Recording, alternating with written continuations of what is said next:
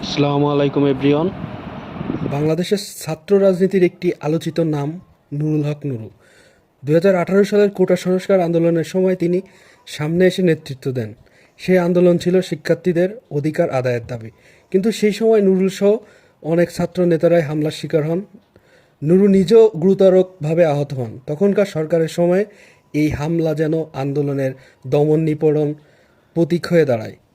পরে নুরুল হক নুরু আন্দোলনের ধারাবাহিকতাকে ধরে রেখে রাজনীতির মূল স্রোতে প্রবেশ করেন। তিনি নিজস্ব রাজনৈতিক সংগঠন গড়ে তোলেন।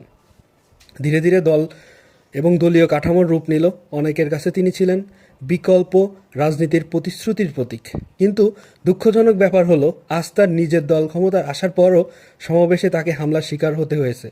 অর্থাৎ শাসক বদলেছে, পতাকাও বদলেছে, কিন্তু রাজনীতির সেই সহিংসতা সংস্কৃতি বদলায়নি এখনও।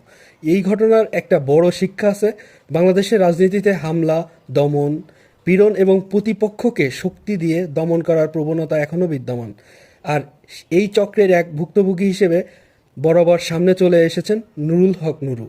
এটা শুধু নুরুর ব্যক্তিগত দুর্ভাগ্য নয়, বরং আমাদের সামগ্রিক রাজনৈতিক বাস্তবতার এক লগ্ন প্রতিচ্ছবি। প্রশ্ন হচ্ছে, আমরা কি কখনো এই সহিংসতার রাজনীতি থেকে মুক্তি পাবো না?